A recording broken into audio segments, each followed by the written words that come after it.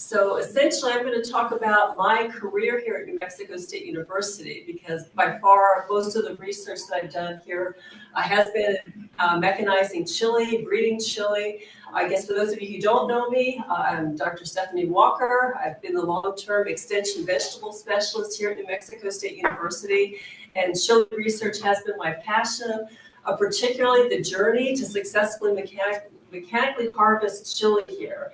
And I do say this is the journey, it's not complete yet. So we've come a really, really long way.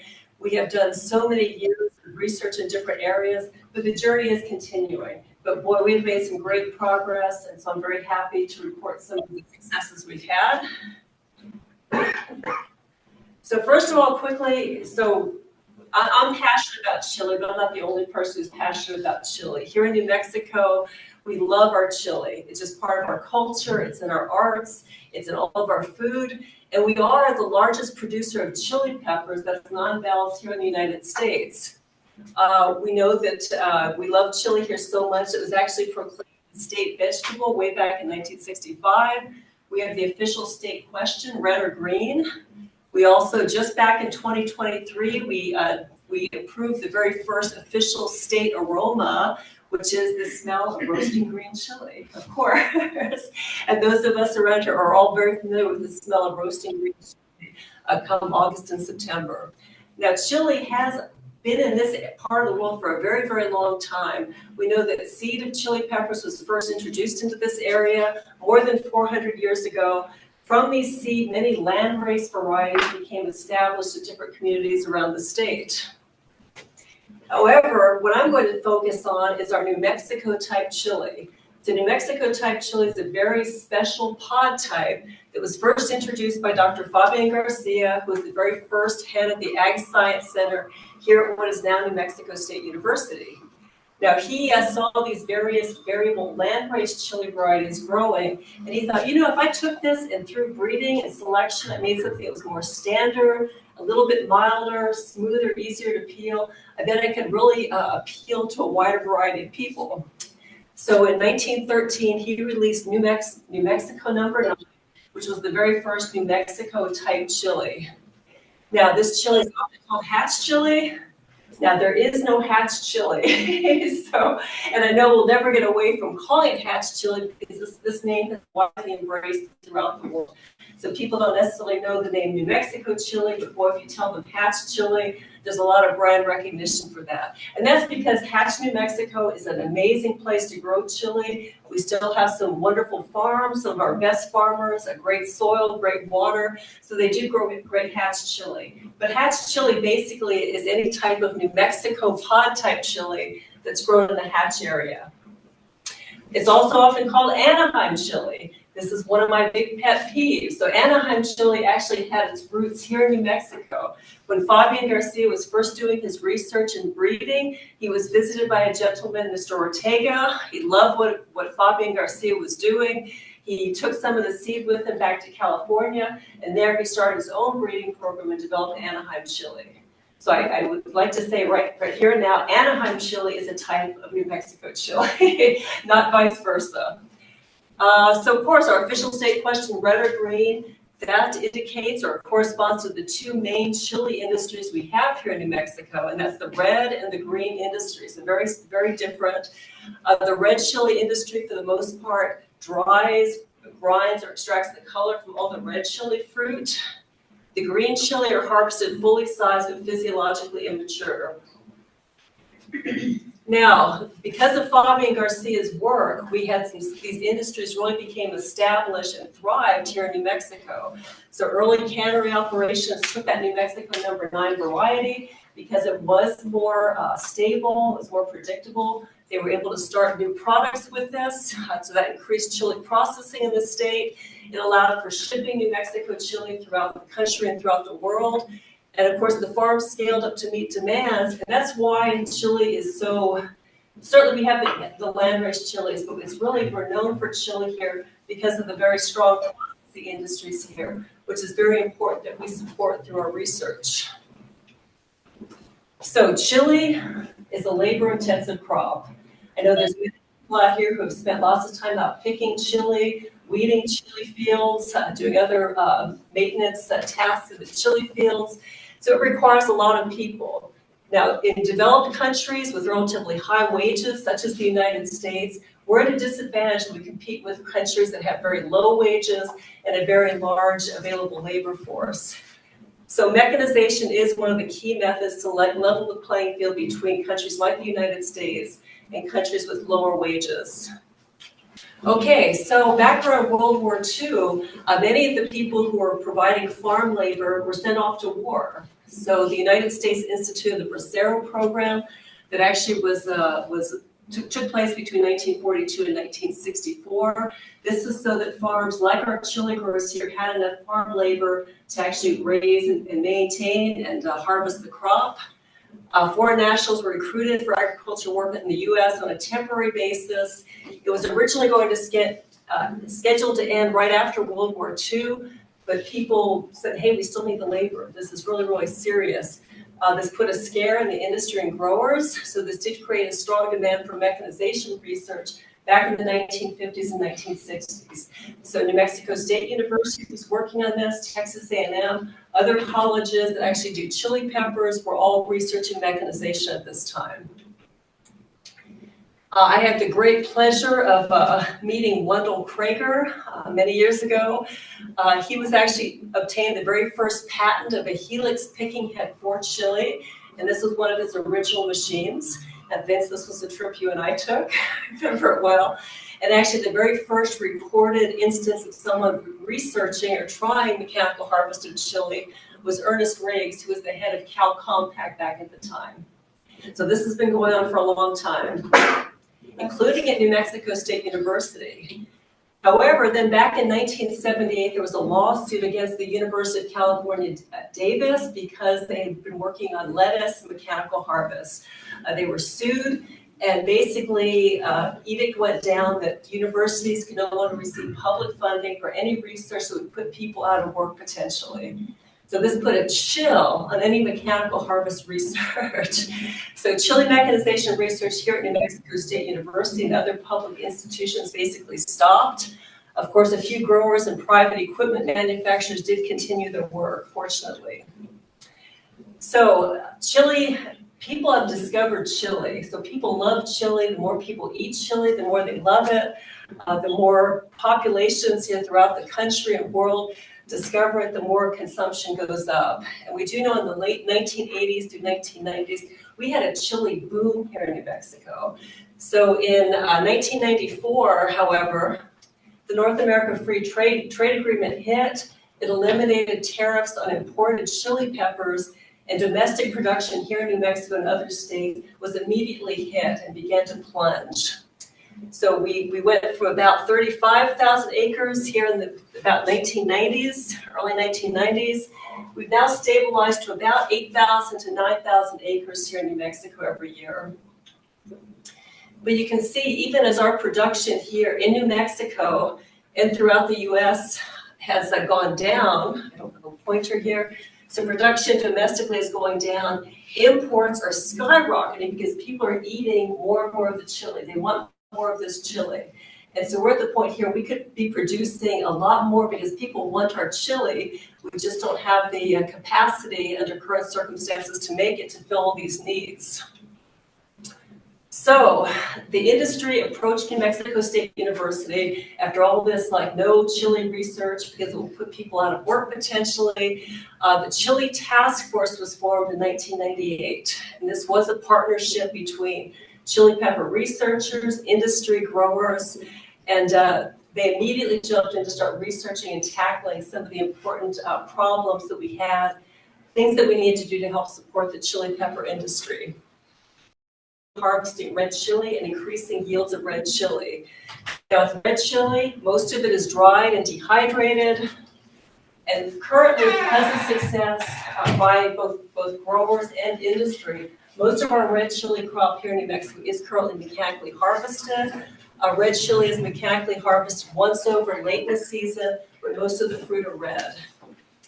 Now, it's a lot easier to mechanically harvest a red fruit because they're dried and ground. So if you beat up your red chili fruit a little bit, it's not going to hurt the quality. With green chili, though, it's another story, right?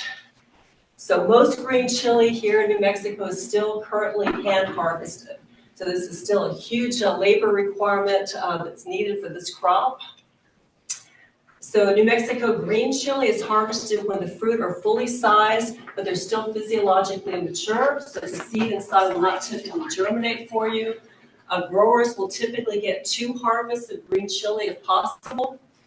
And one real tricky thing that kind of dogs us with mechanical harvest is for our green chili, almost all of it goes for commercial processing.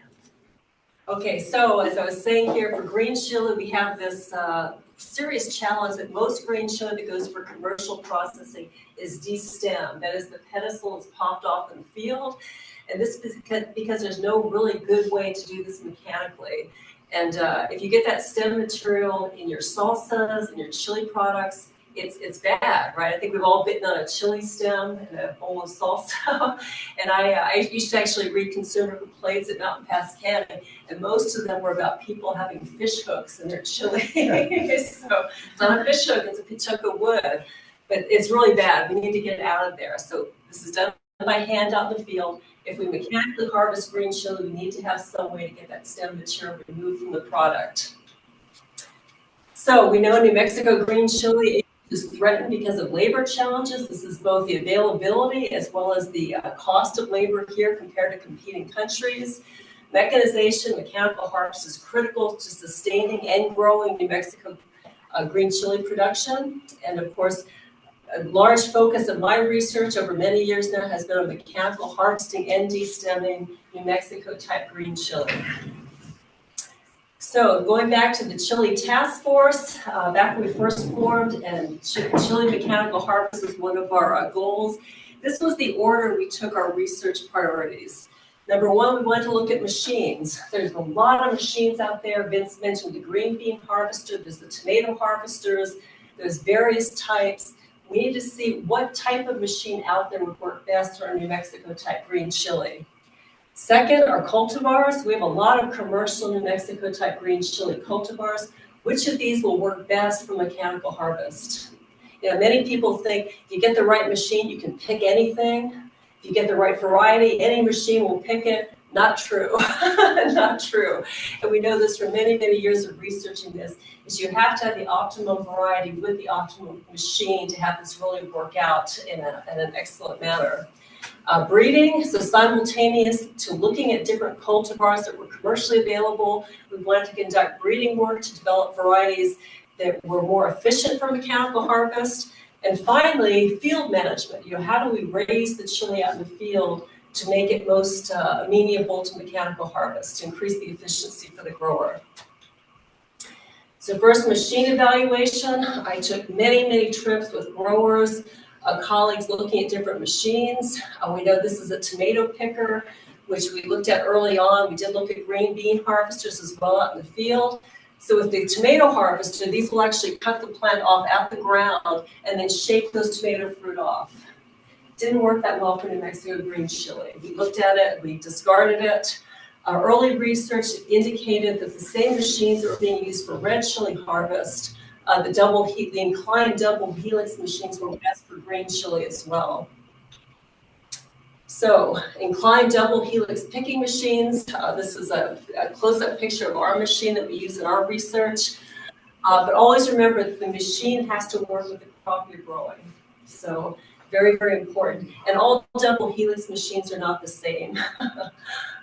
So some of my collaborators at the USDA worked on building different concepts based on what they saw. They wanted to try different picking head mechanisms. We tried the disc finger, the chain finger. These were a little bit, I think if I remember correctly, these were a little bit too gentle. So we didn't get a good yield pick with those heads. The Hernandez, named after Vince Hernandez, who we're honored to have in the audience this morning, and the Krager head. So we tried these. We did replicated trials out in the field at Leyendecker with these. We also at this time discovered a machine that was manufactured in Israel. It was being used for chili production in Israel. So we had this commercially sized machine. It was huge. We needed a lot of chili to run this, but we included this in our replicated trials. Now this is a very, very old chart I picked from a very, very old presentation. But basically, the Edgar was the only one that came close to being commercially viable. So we had either very, very low harvest yield for the chain and disc, with less breakage, but still pretty high breakage. The Krager and Hernandez, a good yield, but it was a little bit too aggressive, so we were breaking too many fruit. So with the young Edgar at 88% field recovery with 11% breakage, we were a lot closer with this. So we quickly realized that it seemed like this young Edgar double helix machine was the right way to go to continue our research. This machine is now manufactured by Edgar. I guess that Elon broke up with Moses. I'm not sure what the story was, but the company name changed mid-research for us.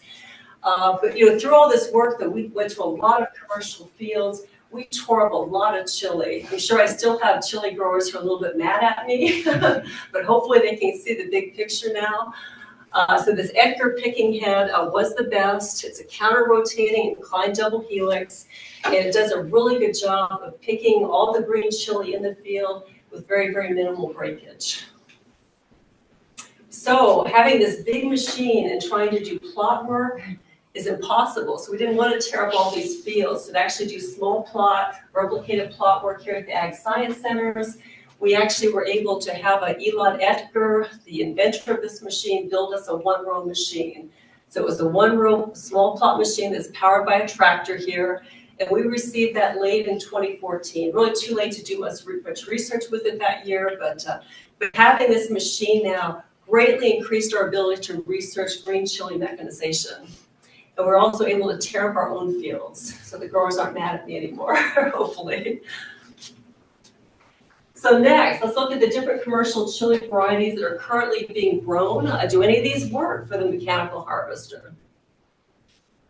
We had to think about some of the challenges with the mechanical harvest of green.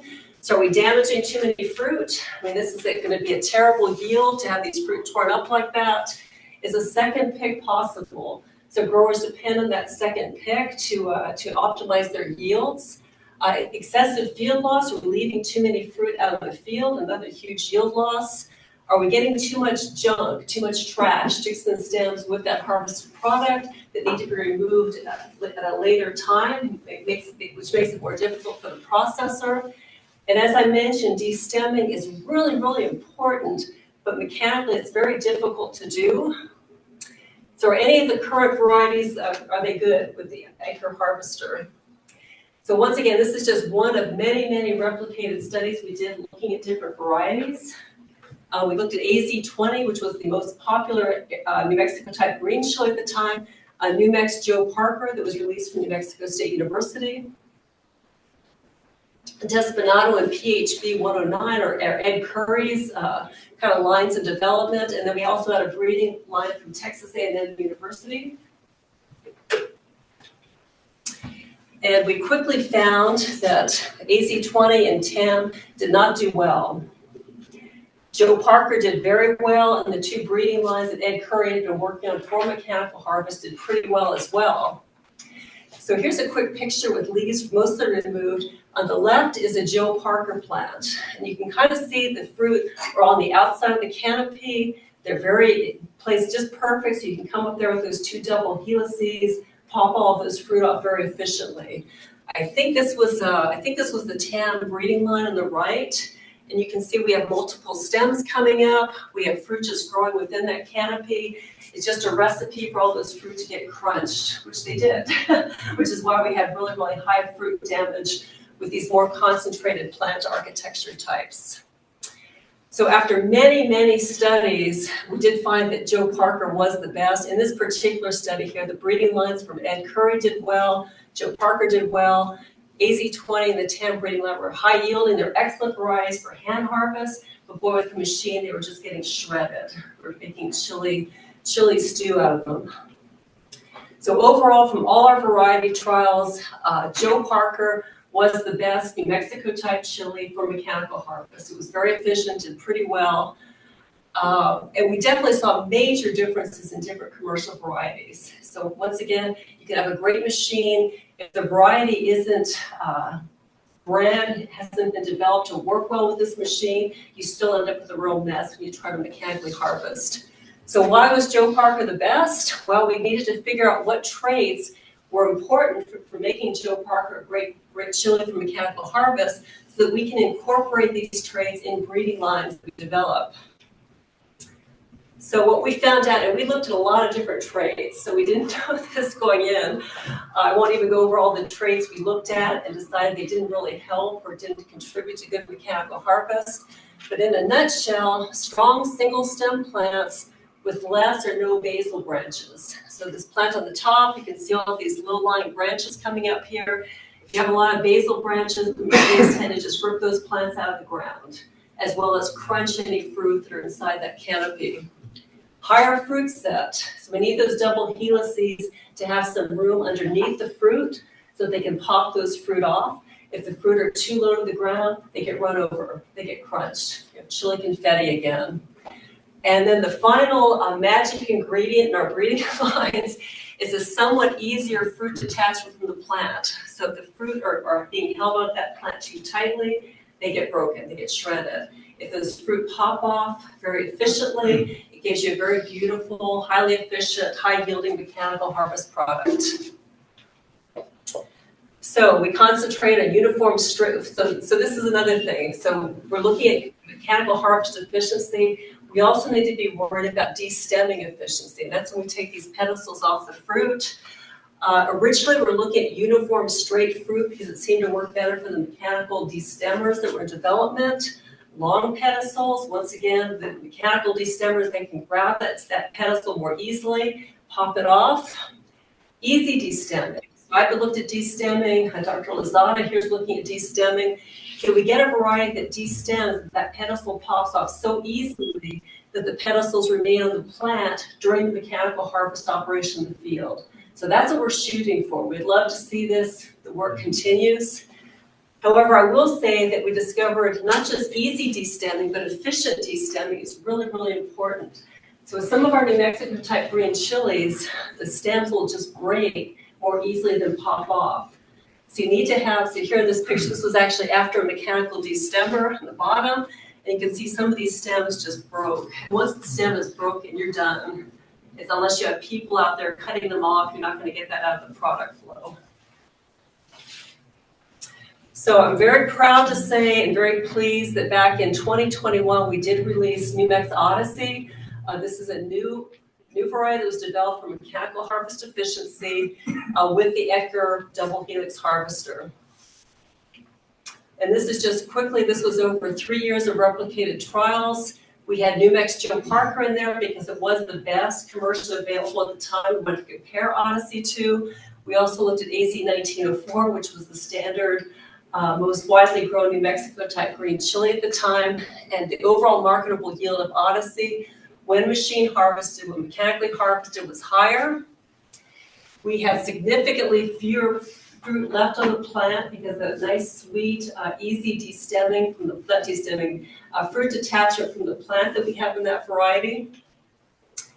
We also had a higher height to the bifurcation, which is the height to where the first fruit are setting. So we have a little bit extra space there for those helices to get under the plant to pick those fruit without crunching them, and significantly fewer basal branches. Fewer of those low-lying basal branches, the more single stem plants. That also works very well with the Ecker harvester. So post-harvest, so here's some post-harvest Odyssey plants. Very, very few fruit left on the plant. This does a really, really good job of harvesting all the green chili fruit that are out there. Very little fruit damage, really not much different than what a hand harvest crew would do. However, the stems do remain on the fruit, so we do still need a mechanical destemming or some other way to destem these fruit before they go into processing. Very minimal damage to the plants, so not only do we know there's a potential for a second harvest, but second harvests have been successfully made with very good yield using Odyssey. So destemming is clean but not easy. So with Odyssey, the pedicels are fairly tight. They stay pretty tight on the plant, but they stay intact. They don't break, which is, I think, is a real good benefit as we go forward with mechanical destemming machines. So New Mex Odyssey it's open pollinated, which most of the varieties we still plant here in New Mexico are open pollinated. It has a higher yield when mechanically harvested, undamaged, marketable fruit. I already mentioned all the great plant attributes of New Mex Odyssey that make it a very good mechanically harvestable variety. It has a mild heat, about 300 to 400 Scoville heat units. And last, but maybe most important, it tastes great. So it really does have that great New Mexico chili flavor that makes New Mexico hatch chili so famous. In 2023, very, very pleased to say that we had our first year of commercially processed, mechanically harvested green chili. It was Odyssey with a double helix incline harvester. So mechanical harvested green chili is here. Now we just need to grow from the successful point we're at.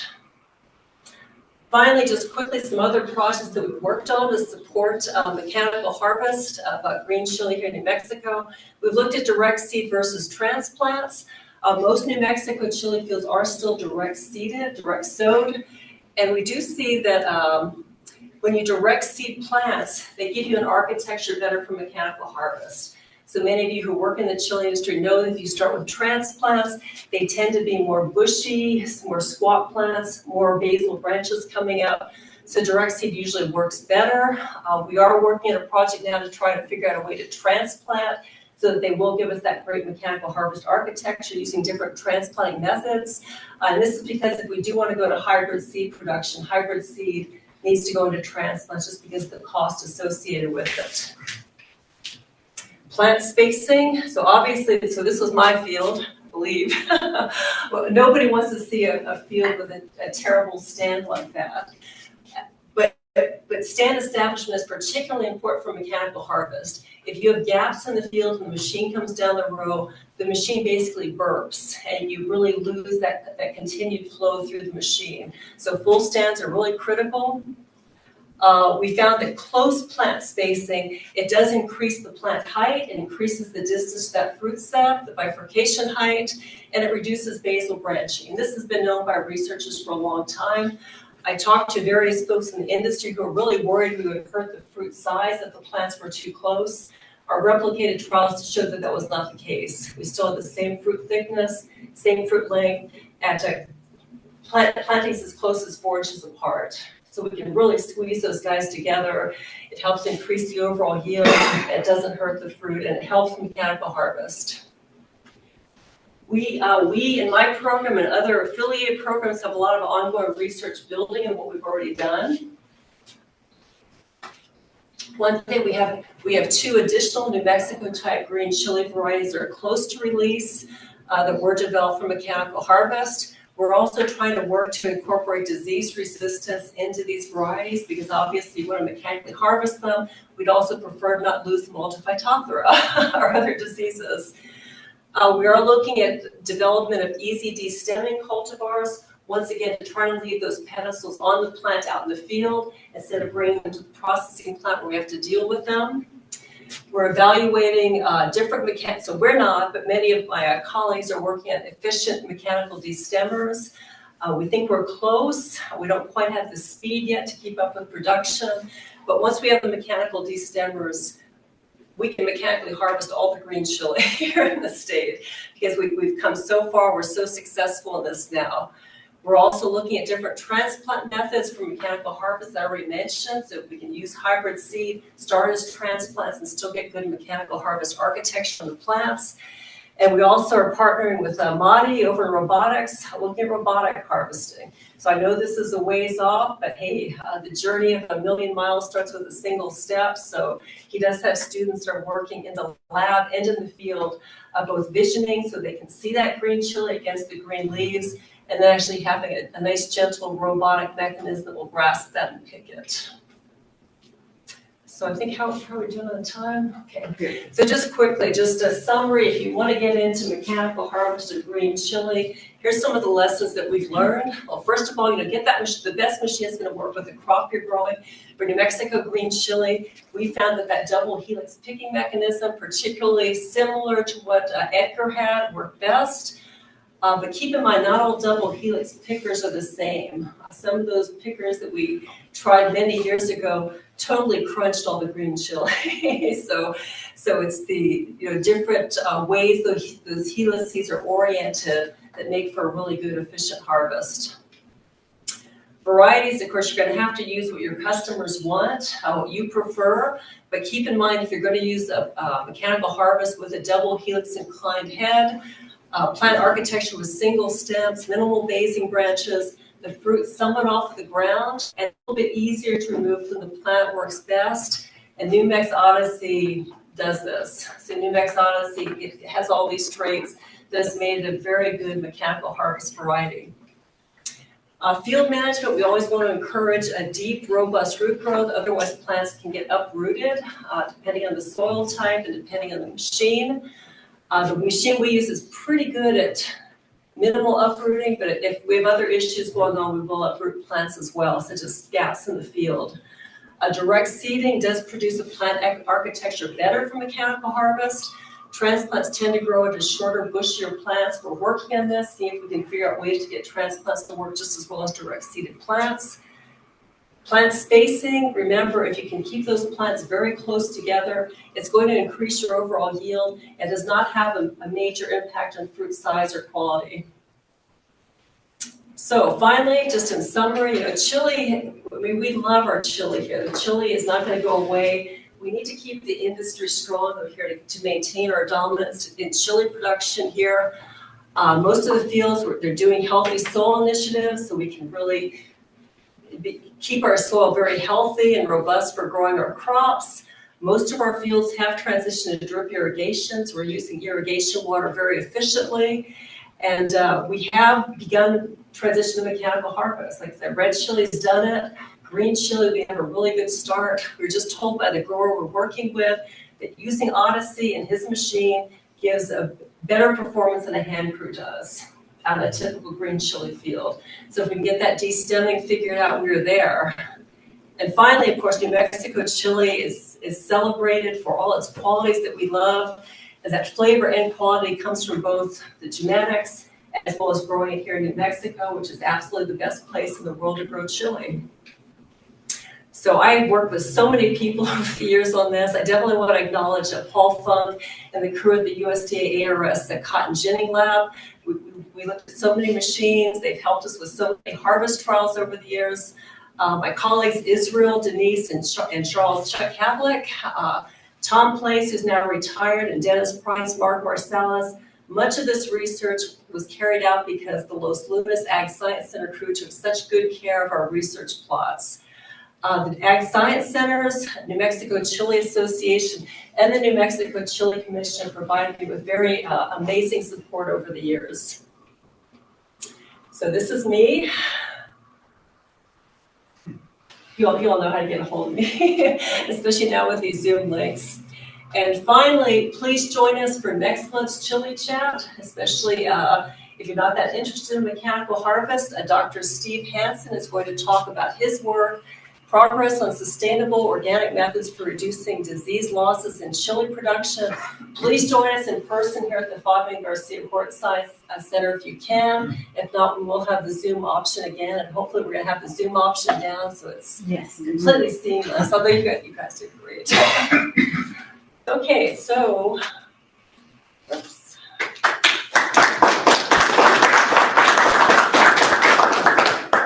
So with that, the big part of these chili chats is to foster discussion. So are there any questions or points of discussion? Yes, Denise. We have a question from one of our Zoom attendees. There's a reference for healthy soil initiatives in the slide presentation. What is being done for the soil?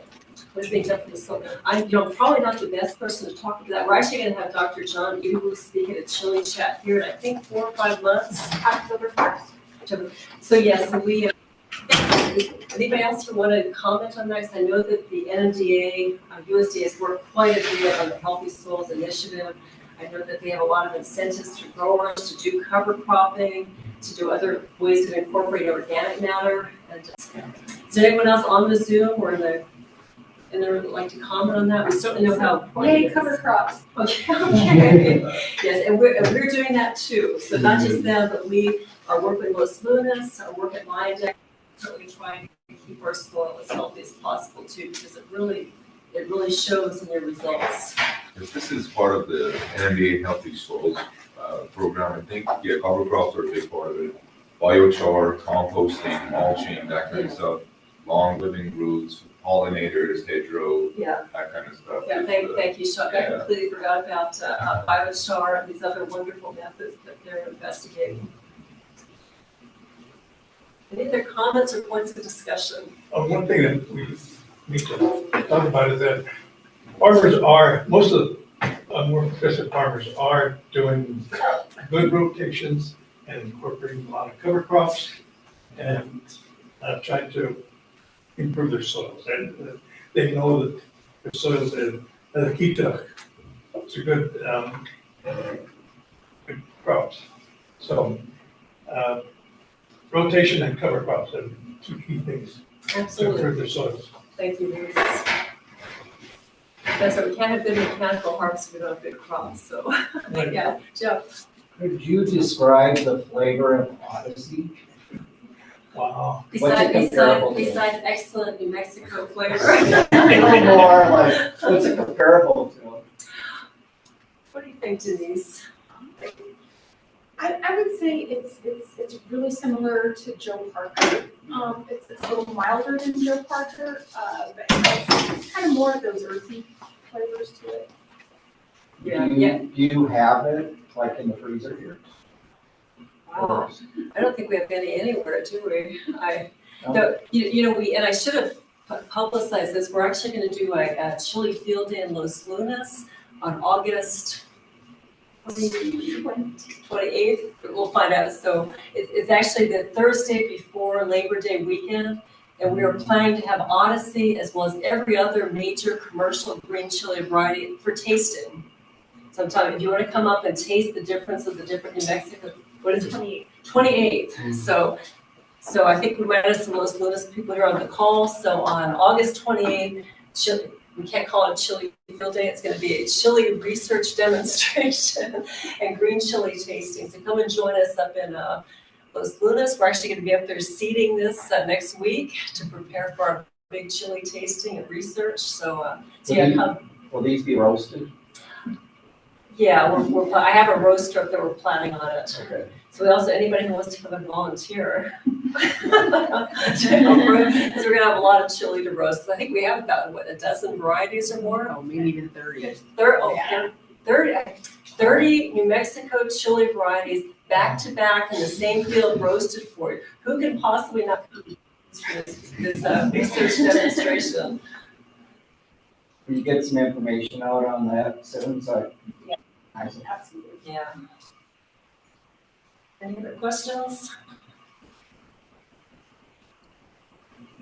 This is Paul Koplowitz joining in from Central America. I can't figure out how to put a question in, but just a congratulations, Stephanie. You guys are really progressing the last few years on this, and I just want to Thank you. congratulate you. And this is a great, fantastic forum that you've set up for all of us that can't be there personally.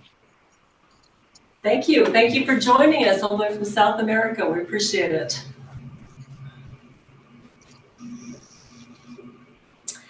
Well, I guess if there's no other questions, like I said, please join us next Wednesday. In 2 months, it's going to be the field day, but after that, we're at John Iduwu. Dr. Brian Schutte is going to talk about sustainable weed management. I'm forgetting now, we have an amazing docket of speakers who are ready to take us through the year. And with your support, we'll continue this program. All right. Oh, yeah. So are you going to go 12 months or is this a summer type month? No, we'll keep it going over the summer. So I think we won't do it the week we have the field demonstration up in Los Lunas. Mm-hmm. So unless it are the Chile conference month. So, always join us for the Chile conference. It's always the first Tuesday in February. We won't do a Chile chat in February then. But every month if there's not a field day or a conference, the same week we'll do this. And please everyone if you want information about the Chile chats or the spring plant sale, there's little flyers here. Please get the word out, and in your evaluations, please let us know what topics you want to hear about. So this can be anything from anything that supports chili production here in New Mexico. Like I said, we're gonna have soil building, we're gonna have weeds. We talked about doing one, I guess, labor programs as kind of a complement to mechanization. So please, we'll take your suggestions like to heart. However, just quickly, we're going to have the chili pepper diseases and disorders in New Mexico by Dr. Philip Lujan in July. August is integrated, that's Brian Schutte talking about new technologies for weed management, and he will also be teaming up with Leslie Beck on principles of herbicides. We're going to have, we still have Jen Silverman, she can still speak of organic. She's going to talk about organic opportunities and requirements in September. John, I do will be doing his managing soil health in October. Joni King, our extension entomologist, is going to talk about pepper pests and the management in November. And she will be teaming up with Rebecca Kramer, talking about viral diseases in Chile and their management. And finally, in December, Dr. Dennis Lozada will talk about his knowledge-based participatory chili pepper breeding and his project as chili breeder here at New Mexico State University. And so please give us your suggestions for 2026. All right, thank you all. Thank you.